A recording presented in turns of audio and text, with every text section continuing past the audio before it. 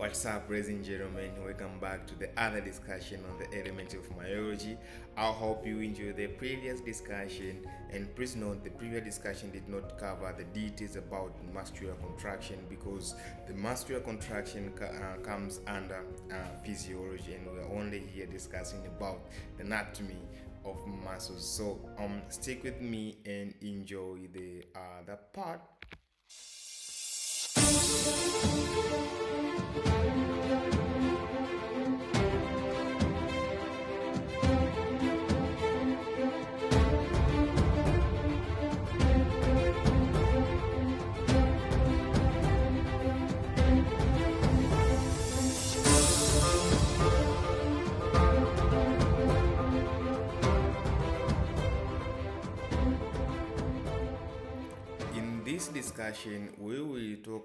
In this discussion we will talk about the shape of muscles, the nomenclature of muscles, how the muscles are named, and last we talk about the coordination of the muscles. So let's start one by another. So the shape of the muscles. So remember that the fibers, the muscular fiber has got a number of fascicles. The muscle has got a number of fascicles, and then these fascicles, they are parallel to one another. So we know that the fascicles are parallel to one another, but these fascicles, they make different patterns with relation to the tendons. They make different patterns with relation to the tendons. They have different alignment and arrangement to the tendons that describes or defines how the shapes of the muscles are derived. For example, when the fascicles are parallel to the tendons, you see these are the fascicles. You can see like fibers. So these are the fascicles. They are almost parallel to the tendon. So they give this parallel parallel fiber patterns. And in this second case, the fusiform muscle, the fusiform muscle, the muscle is wider at the middle. At the middle of the muscle it is wide, but as it goes to the tendon it becomes narrow. See, as it goes to the tendon it becomes narrow, so it gives this spindle shape, muscle. So this is the fusiform muscle. So the first one, the parallel muscle, this one the spindle shaped muscle, or you can say the fusiform muscle. But we have some of the fibers can have a circular turn, like they are coming from this direction all the way, going in the circular path to come to insert into this tendon here. So the fibers are circular, and so this muscle, they are circular. For example, the muscles that around the orbit, the muscles around the mouth. We talk about everyone as we are moving with the course. Okay, so for example, it's orbicularis oculi, or orbicularis oris muscle. But we also have some muscles which are forming like a triangular pattern. For example, this muscle over here, you see this is the tendon, and the muscular fibers like radiate from the tendon, so they form this triangular pattern, the triangle. So it also defines another shape of a muscle. But we have another one which is known as a pennate shape, which is a shape like a feather. Okay, which is shaped like a feather, and this is special because the fascicles are very, very short, and they are relatively short, and the tendon is almost longer than the muscle. The tendon is almost longer than the muscle, so it's a shape of a feather. So when all the muscle fascicles are on one side of the tendon, we call it a unipennate muscle. But we have some muscles in which the muscle fibers, or the fascicles, are on either side of the tendon. So you see, this is the tendon, and the muscles are on the other side of the tendon. So this is known as a bipennate muscle. For example, it's the rectus femoris muscle. And then we can have more than one, tendon, and then have more than, they're coming from either side, and this is pennate, the pennate muscle. And lastly, we can have convergent muscles, in which the muscle starts as a blood. The muscle starts at the blood, but the fascicles like converge to form a tendon.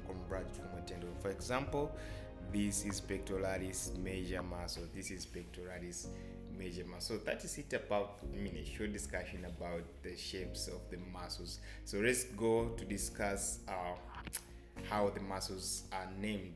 So most of the muscles, they are named depending on their distinctive features. So most of the skeletal muscles are named depending on their distinctive features. In other words, if you know, then from the name of the muscle, you can tell some of the features of the muscles, and we're going to uncover them shortly. So the most common features that are used to name the muscles, we have the patterns of the muscles with the pattern of the muscle with the fascicles. You see, they are the size of the muscle, the shape of the muscle, the action, number of origins, and location of the muscles. We are going to discuss each one in turn. So let's start with the pattern of the muscle fiber, muscle fascicles. So it depends on how the muscle fascicles are arranged with respect to the midline. So we have a midline. This one is the midline, and so we are going to see how the muscles are named when the fascicles are arranged in different directions. For example, this is the midline. These muscle fibers, they are parallel. These muscle fascicles, they are parallel to the midline. So if the muscle fibers are parallel to the midline, we call this muscle rectus. Rectus means, that is Latin for straight. So rectus means straight. For example, this muscle here is rectus, but it's a rectus muscle, but it's the muscle of the abdomen, so it's known as the rectus abdominis. Okay, so you see that we have combined the two features of the muscle to give two features of the muscle to define the name. For example, we have the rectus, it's the rectus because it's straight, and then we have abdominis because it's the muscle of the abdomen, correct?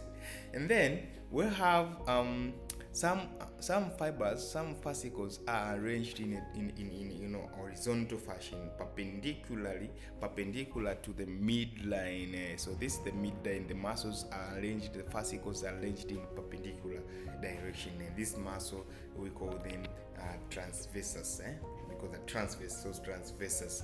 So for example, this one is transversus abdominis, because the muscle of the abdomen. Okay, so transversus abdominis. So it's from transversus. Another, you see, this is this muscle here, it makes an angle. So if you continue this muscle, the midline, you find that it makes an angle to the midline.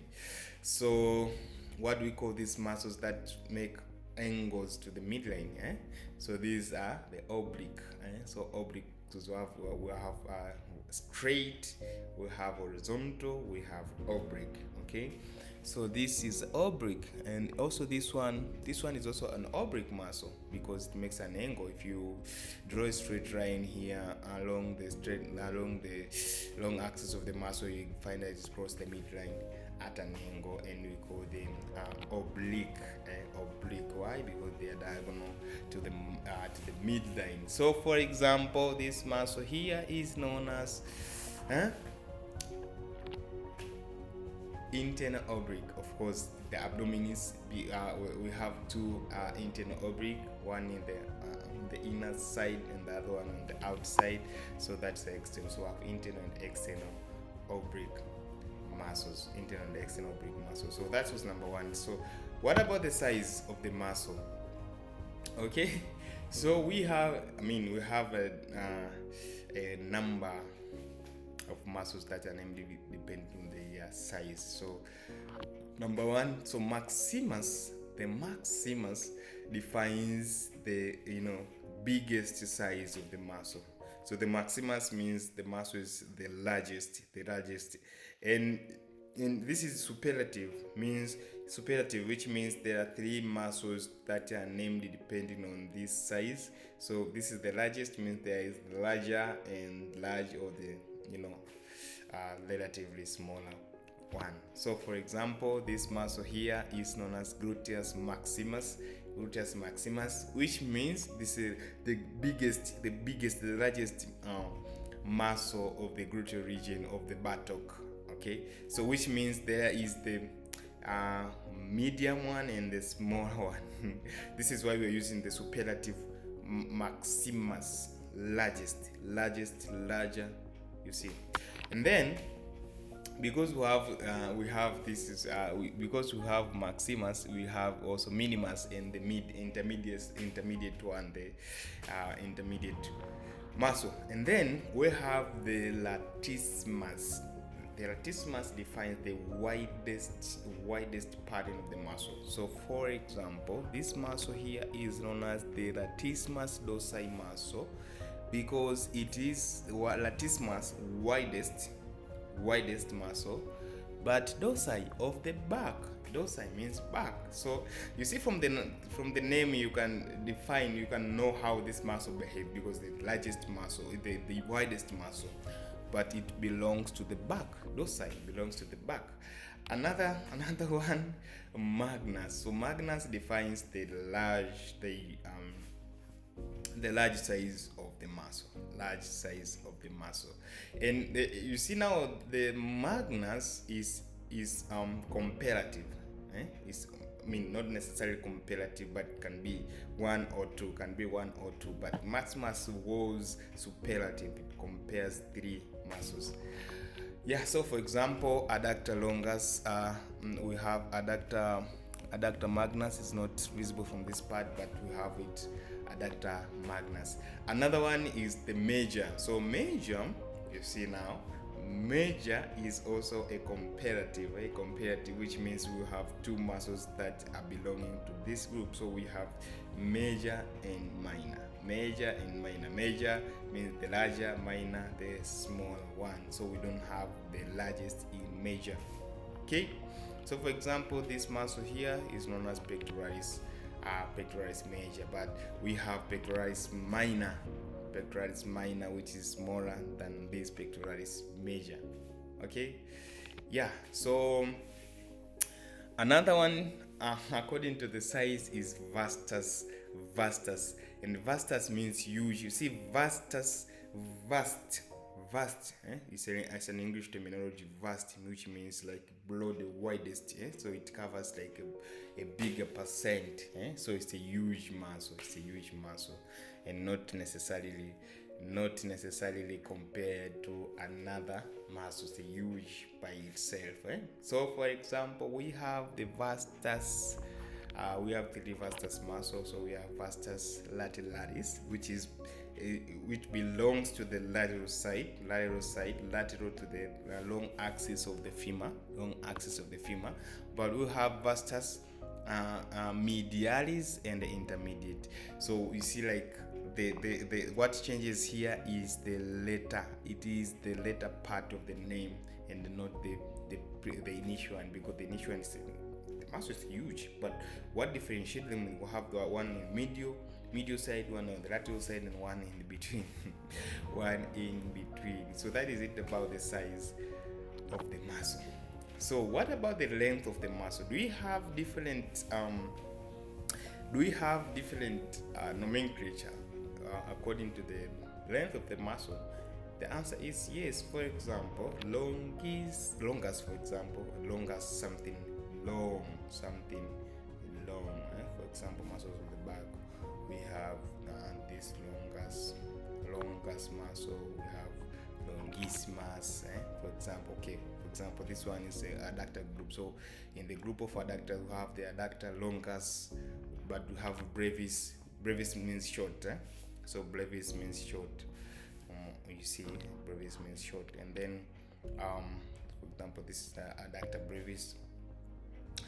Another, we have longissimus. So longissimus is superlative. Longissimus means there is a longest, there is a long. In this group of in this group, the longissimus, I mean, you see, you see the nomenclature, it groups muscles into their groups, and then from that group it starts to differentiate the muscles in the group. For example, we have a group of adductors, and then in the adductor group, the nomenclature now helps us to give them distinctive features. For example, we have adductors. All these adductors and they adduct the thigh, but there's one which is the brevis, which is short. There's one which is the longest, which is one is so they have different characteristics.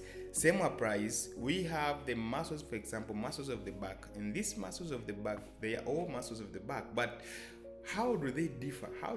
So there is one which is the longest, the one is longer, and the other one which is smaller. So whenever you see longissimus or the longest, you see you know in the back of your mind that there are three muscles that they belong to this group, because this is how they are compared. Okay, so for example, that is longissimus. You see this longissimus, the longest it starts from them, not necessarily the longest muscle in the human body, okay, because this is not the longest muscle in the human body. The longest muscle in the human body is serratus. It's sartorius muscle.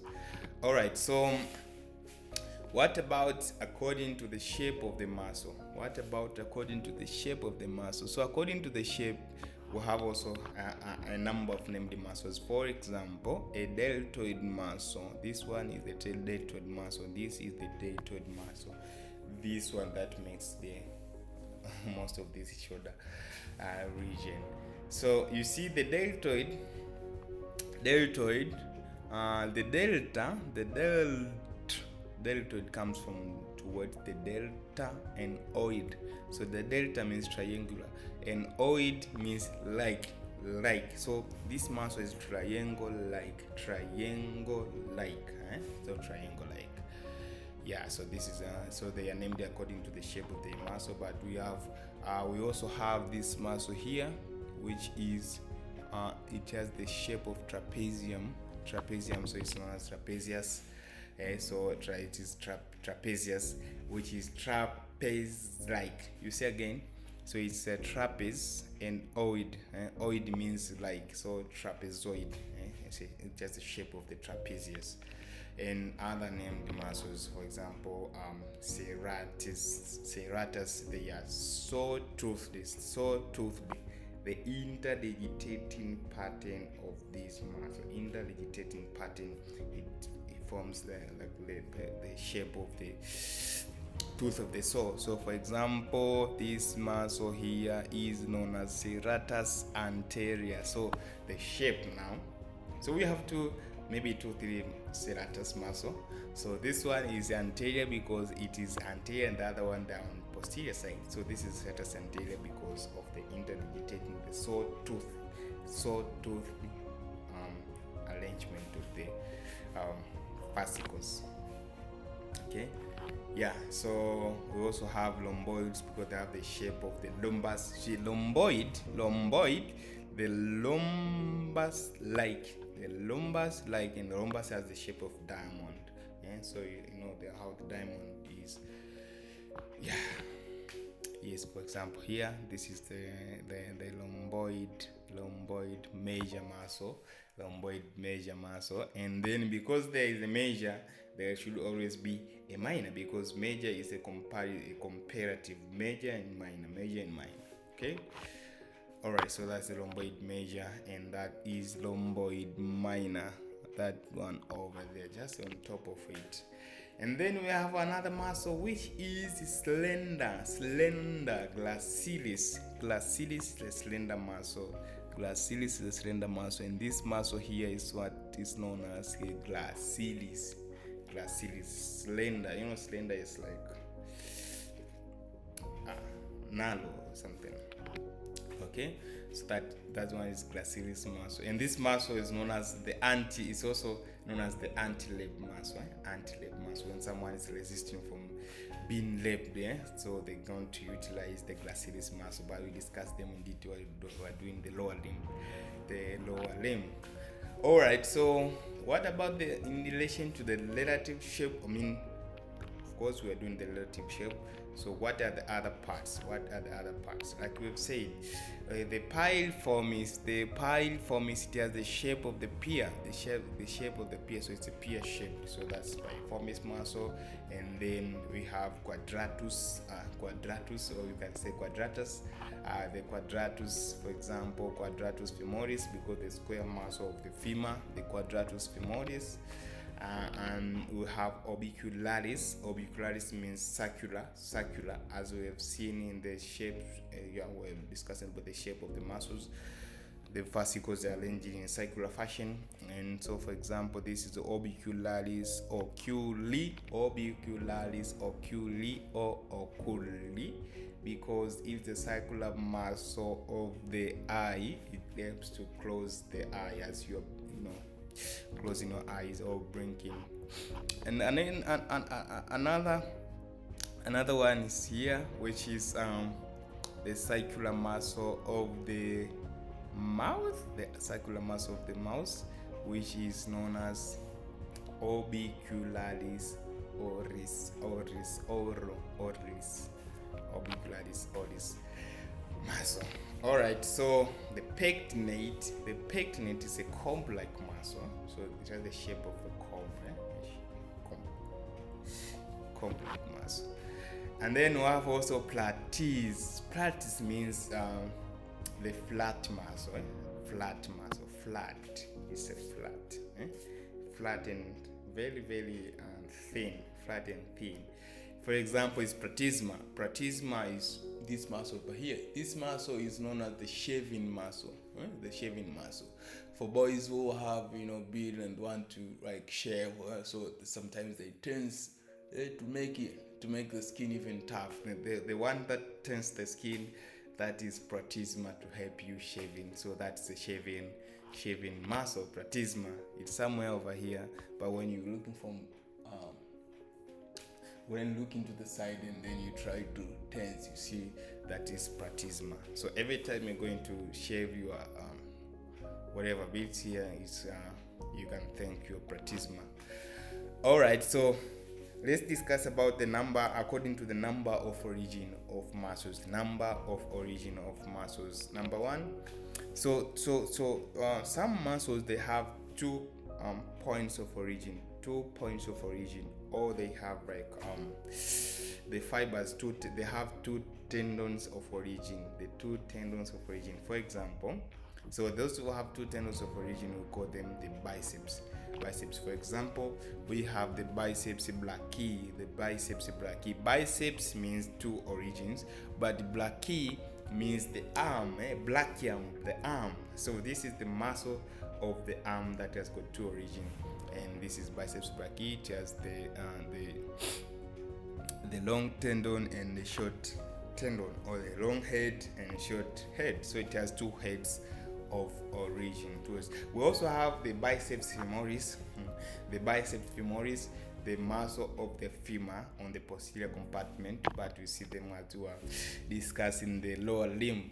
Also, we have the muscles that have 3 heads of origin, and we call them triceps. The triceps have 3 heads of origin.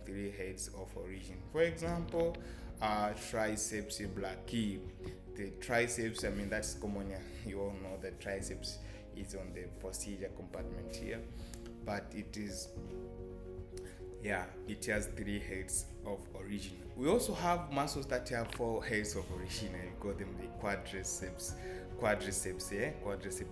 They have 4 heads of origin, or 4 tendons of origin, and we call them, for example, this one, you see, we have seen these 2 1 and 2 origins. This one, the first origin, second, and the last is all 3 heads.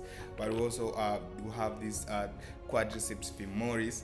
So quadriceps femoris means the femur. So this muscle has 4 origins, as we can see we can see they have 4 heads of origin. So we have this one, this, and the other one is not. It is not seen, but it has 4 heads of origin. So now lastly, according to the principal action of the muscles. So some of the muscles are named because of their action, because of what they do, For example, we have the flexors, the muscle that flex the joint, What is the flexion of a joint? Is the decreasing of the angle of a joint. So this is flexing, this is extension. So extension is increasing the angle of the joint. So even on the lower limb, flexion is decreasing the angle of the joint, and extension is increasing the angle of a joint. For example, muscles that the muscles that will decrease the angle of a joint, they are called the flexors. For example, the flexor digitorum superficialis. You see, it is the flexor of digitorum, but this muscle is superficial, so it's a superficial flexor of the digits. Flexor digitorum superficialis. Also, we have extensors, as we have said, but this extensors decreases the joint, decreases the angle of a joint. For example, we have extensor digitorum. They extend the digits. We have abductors. The abductors, they move the body part away from the midline. For example, of these adductors, abductor pollicis brevis. So it's abductor pollicis brevis. You see from the name, abductor, yes, it moves from the midline.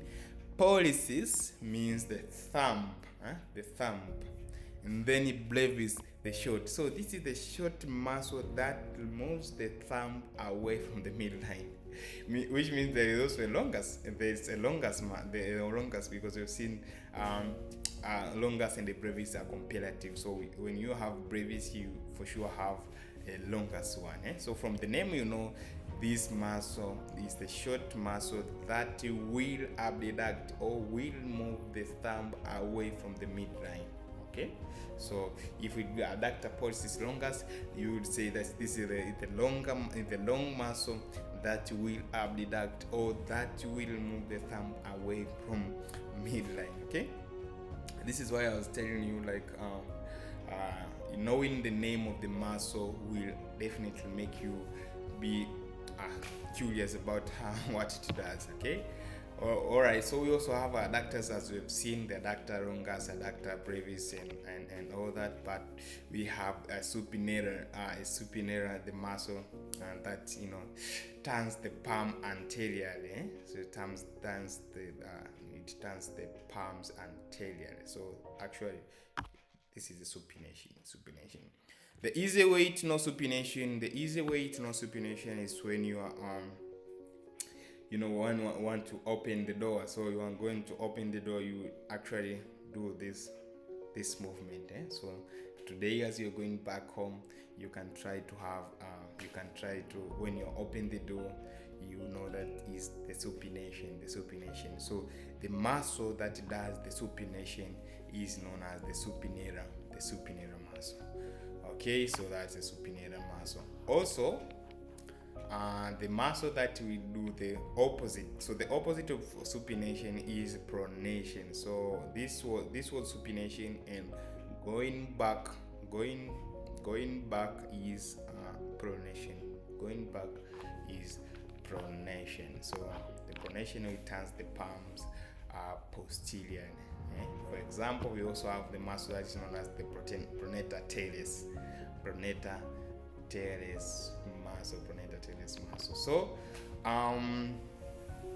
another muscle is now another muscle, the muscle that will elevate a certain body part. We call them levator. So the levator will elevate a certain body part. For example, levator scapulae, the muscle that will elevate the scapula. We see them when they're discussing the muscles of the back.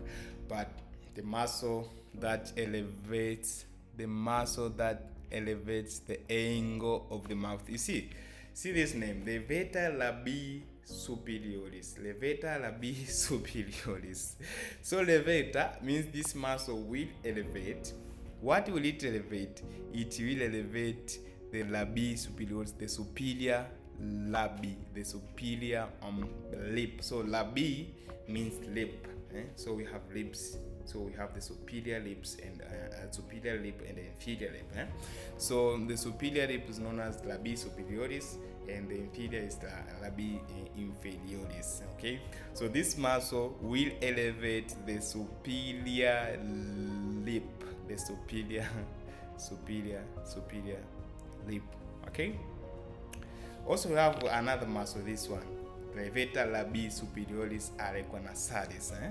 So this muscle is actually the muscle with the longest name in the human anatomy. So in the human anatomy, there is no muscle which has got a longer name than levator labii superioris arequanasalis. Okay, so it also elevates the superior labius, superior lip of the mouth. So because we have levators, we also have depressors, the muscle that will depress certain body parts. For example, this muscle here,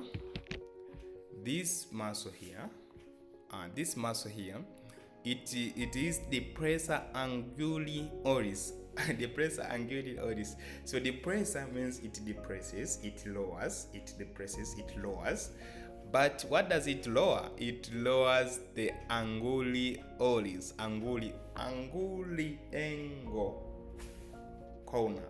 So it lowers, it depresses the angle of the mouth. It depresses the angle of the mouth. It known as depressor anguli oris. And another one here, this is depressor labii inferioris. And you can tell that this muscle will depress the inferior labii, the labii inferioris, the inferior lip of the mouth. Okay, that's why I could tell you, you could tell what the muscle does by just knowing the name of the muscle, and because that's how the muscles are named. They are named depending on special features of the muscles, and these features are the ones that we're talking about. So we have a sphincter, and a sphincter decreases the size of an opening. For example, you know the cardiac sphincter, remember? So the cardiac sphincter, the pyroid sphincter, but you know those are the smooth muscles. But on the skeletal muscle, we have the sphincter ani. So for example here, this muscle here is known as the sphincter ani. Sphincter, you know it. The sphincter decreases the size of the opening, but where this sphincter is ani means anus. So this muscle it decreases the opening of the anus, and that's why it's known as the sphincter ani muscle. Okay, sphincter ani muscle. But we have muscles which you call them the tensor. These muscles, they make a certain body part tense. So they tense a certain body part. By tense means they make it rigid. For example, it's a tensor fascia lata. So you see, this muscle is a tensor fascia lata. You see, it's a tensor, so it tenses. What does it tense? It tenses the fascia lata. So we have a fascia lata somewhere here, and then this muscle, it tenses the fascia lata. And this fascia lata, tensor fascia lata, of course we discuss it as we're doing the lower limb, the lower limb, but this one is actually the muscle that helps you to stand still. So when you're standing, it locks the joint. It tenses the tensor fascia lata. It tenses the fascia lata and makes it and makes you stand still for a sustained period, a prolonged period of time. So that's a tensor fascia lata. And then we have some rotators, and the rotators they rotate in they are rotating a bone around the longitudinal axis. They rotate the bones along the longitudinal axis, so we couldn't show a picture. So the last part of the discussion, is the coordination of among muscles. So we have a lot of muscles in the human body, and there should be a way of how they organize themselves to work in a certain situation, so that you don't get troubles. For example, when you want to eat, you eat without troubles. When you want to learn, you learn with no troubles. And when you're walking, they make sure that nothing goes wrong. So there must be a way in which they are coordinating themselves. Like you have to contract here, this one relaxes, you help that one doing this and that, and all that. The organization of the muscle, or the coordination among muscles. So when you want to do a certain movement, there is no single muscle that acts along. I mean, they act in a group. It acts in a group. For example, when I want to flex the upper, when I want to flex the forearm at the elbow joint, there's no, it's not a single muscle. It's not the action of a single muscle. There are a number of muscles that are working together to produce a desired movement. But of course, I understand that it's a group of muscles, but there's one leading muscle, the initiator or the leading muscle, which is known as a prime mover, mover. And of course, we have the muscle that will help this muscle to contribute to produce a desired movement, and we also have the muscles that will be there to restrict that movement, and we also have muscles that will be there to stabilize other joints, other joints. So there are some the muscles are arranged in groups. For example, we have the group of flexors, we have the group of extensors, we have some groups of adductors, we have the groups of abductors, we have the groups of in that fashion. Okay, in that fashion, and most of time these muscles are arranged on the either side, on the different sides of the bones. For example, this is the humerus. And the flexors of this forearm are on the anterior surface, on the front surface, and the extensors are on the other side. Same applies when you're doing the abductors and adductors. They are arranged on that fashion. So that muscle that you will contract to produce a desired movement is known as the prime mover. The prime mover, or the agonist, is known as the leader muscle, a muscle that will lead other muscle to produce a desired effect. For example, I want to flex the upper limb, flex the forearm. Of course, the biceps will be the agonist, and there will be some other muscles that will help the biceps to produce this movement, and there will also be another muscles to for example, you see the biceps brachii, it crosses two joints. It crosses the shoulder joint, and also it crosses the elbow joint. Okay, which means it has the capacity, it has the ability to produce effect at this joint and effect at this joint. But remember now, a desired effect that I want at this time is flexion of the forearm. So there will be other muscles that will stabilize the shoulder joint to make sure that the movement that is done is only the flexion of the upper limb. Okay, so this muscle, we call them the synergist. But the muscles that will restrict the flexion of the upper of the forearm will be the antagonist. So for example, in a flexion of the forearm, the biceps is the agonist or the prime mover, but the triceps brachii, it is the antagonist. It is the antagonist, and as we've said, they usually rotate on the other side of the joint. All right. So just as what I've said, the most of muscles, they passes intermediate joints. So there are joints that are moved. For example, this is flexor digitorum. flexor digitorum, it flexes the digits, but it passes the first joint here, the joint between radial ulna and the carpal bones, and the joints between the carpal bones, the joints between the carpal bones and the metacarpal. You see, they cross multiple joints. So there should be always something to restrict movement at this joint. For example, you flex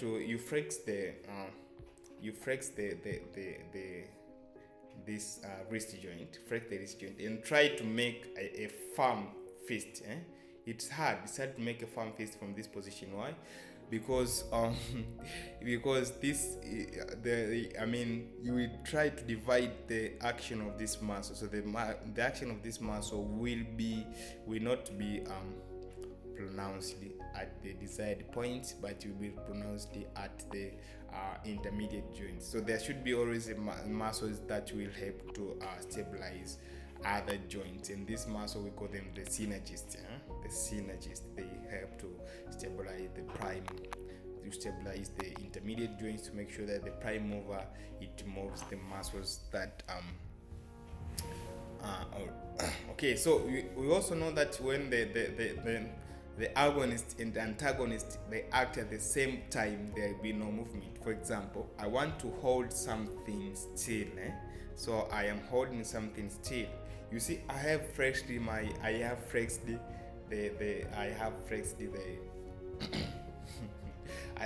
forearm, and at the same time I maintain some extension. So both muscle groups are working at the same time. Otherwise, when the flexors are contracting, the extensors should be stretching or relaxing. And when the extensors are relaxing, stretching, or contracting, the flexors should be stretching or relaxing. All right, does it make sense? Yeah, that's how the muscles are organized. So of course we also have fixators. The fixator will stabilize the origin of the prime mover, so that the prime mover can act more efficiently. So this is, of course, very, very important. This is a very, very important topic, point to emphasize, that not all the time the biceps will be the prime mover and the triceps will be antagonist. No, they switch roles between different movements of the specific body part. For example, when I want to stretch the forearm, like extending the forearm. The triceps will be the prime mover, because it's a chief extensor. Okay, it will be the prime mover, and then the biceps now will act as the antagonist, because it has to stretch to obey the movement of the triceps and so forth. So there is no single muscle which is always a prime mover, or any single muscle which is always an antagonist. They switch roles when you want to execute different movements. So that's it from today's discussion. Elements of myology covered from first and second video, and so stay tuned, subscribe, stay tuned, see me on the platforms, and hope to see you soon. Ciao.